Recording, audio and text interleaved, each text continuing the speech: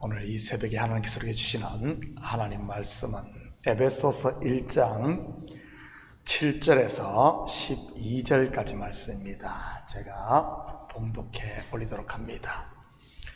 우리는 그리스도 안에서 그의 은혜의 풍성함을 따라 그의 피로 말미암아 속량 곧 죄사함을 받았느니라.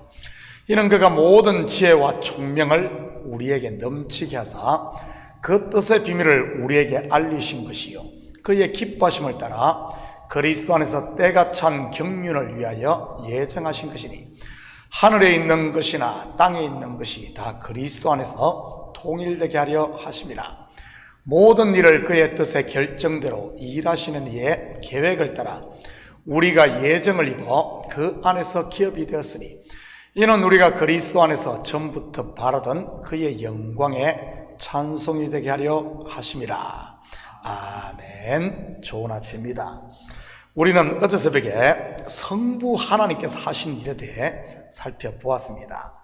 바로 창세 전에 우리를 택하시고 예정하신 일 말이지요.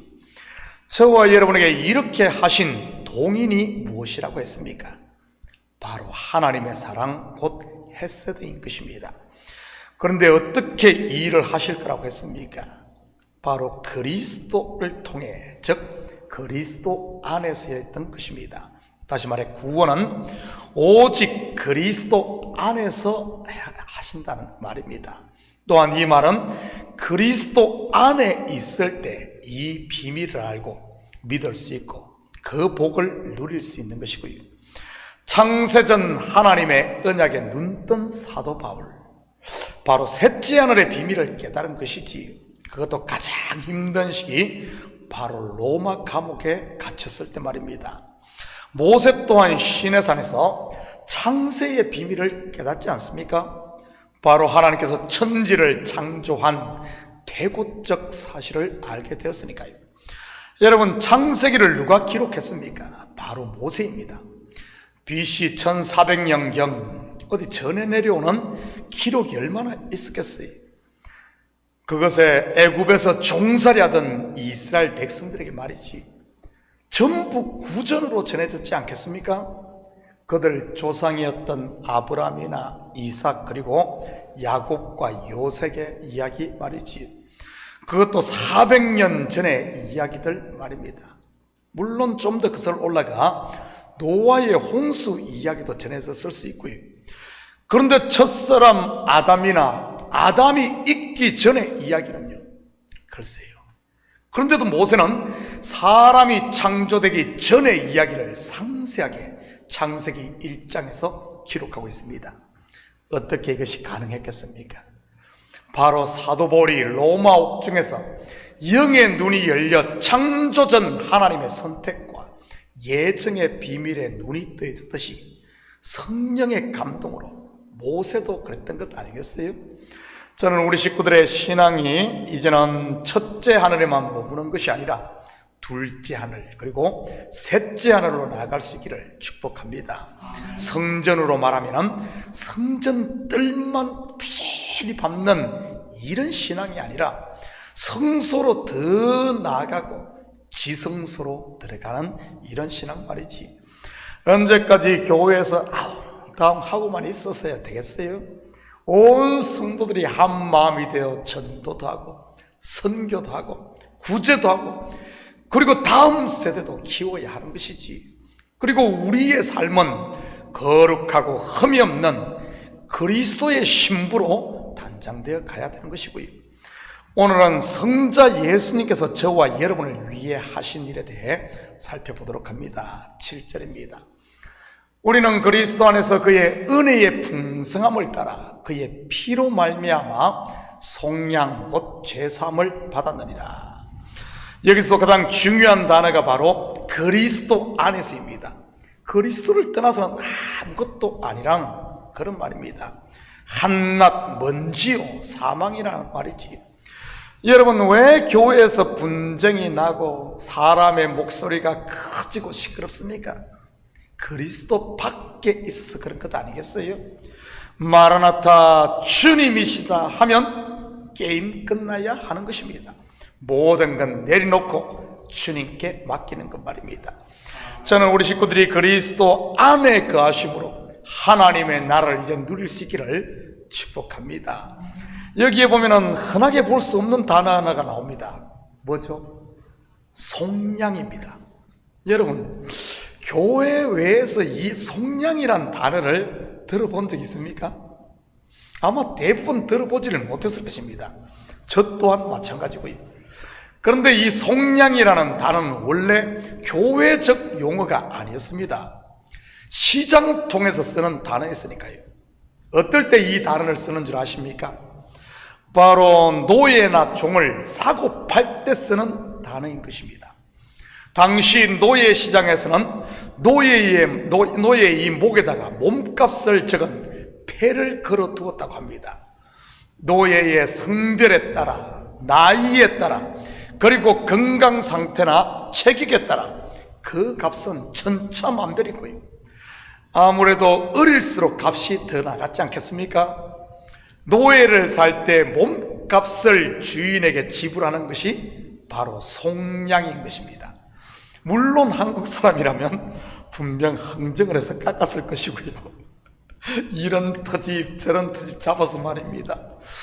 즉 속량이란 값을 지불하고 샀다는 뜻으로 저와 여러분의 죄의 값을 하나님께서 친히 지불했다는 말입니다.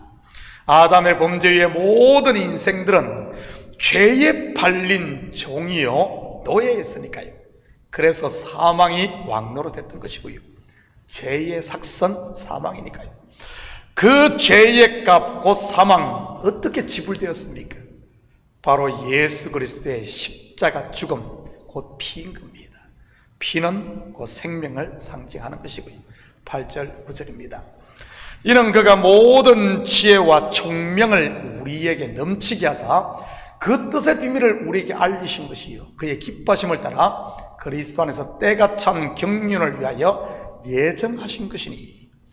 여러분, 당시 주인이 노예 시장에서 노예를 샀으면 어떻게 하겠어요? 집에 데리고 와 씻기고 새 옷을 입히지 않았겠습니까? 이제는 자기 것이 되었으니 말이지. 그리고는요, 그 노예나 종에게 집안의 규율과 해야 할 일을 가르치고 그리고 그를 산 이유를 설명해 주었을 것입니다. 예수 그리스도의 피로 죄사함 곧 속량받은 성도도 마찬가지인 것입니다. 성령이 오셔서 우리에게 지혜와 총명을 주시며 가르치는 것이지요. 새 주인 곧 하나님 나라의 삶의 방식과 하나님이 어떤 분이신가를 말이지. 그리고 나를 사기 위해 지불한 값도 말했을 겁니다. 저와 여러분은 얼마를 지불하고 하나님께서 사셨습니까? 세상의 값으로는 환산이 불가능한 프라이슬레스인 겁니다. 왜냐하면 하나님께서 자기의 독생자 곧 예수 그리스도를 주고 샀으니까요. 아들의 값을 주고 샀으니 아들로 삼은 것이고요. 저는 우리 식구들이 이제는 영의 눈들이 열려 자기의 값어치를 좀 알았으면 좋겠습니다. 여러분, 시장통에 팔리지 않은 하나 사면 하나 더 물어주는 무가치한 노예처럼 살지 마시고요. 분명 그런 노예나 종들도 있지 않았겠어요? 나이 들고 병든 노예, 아무짝에도 쓸데없는 노예, 잡아다 놓으면 도망가고 잡아다 놓으면 도망가는 이런 노예. 여러분, 주인에게 짐만 되는 종들 말이지. 우리가 이런 종이 되었어야 되겠어요? 우리의 값어치가 얼마인가? 아들의 값을 주고 산 하나님의 아들, 무명한 자 같으나 유명한 자요, 없는 자 같으나 있는 자요. 아무 가치 없이 보이지만 하나님께는 존귀한 자임을 스스로 알고 좀 처신들을 잘 하시고 성도들을 좀 그렇게 대우했으면 좋겠습니다. 왜냐하면 나만 예수의 값을 지불한 것이 아니라 여기에 있는 한 명 한 명 예수의 값을 지불한 하나님의 아들들이니까 우리는 형제들인 것이고요. 10절입니다. 하늘에 있는 것이나 땅에 있는 것이 다 그리스도 안에서 통일되게 하려 하심이라. 여러분, 통일이 무엇입니까? 이 단어 제가 어릴 때는 참 많이 썼는데, 그리고 많이 들었는데 요즘에는 거의 쓰지를 않더라고요. 우리의 소원은 통일, 꿈에도 소원은 통일할 때 말이지, 남북 통일 말입니다. 통일의 뜻이 뭐죠? 둘이 하나가 되는 것. 연합이나 화평도 그 의미가 비슷하고요.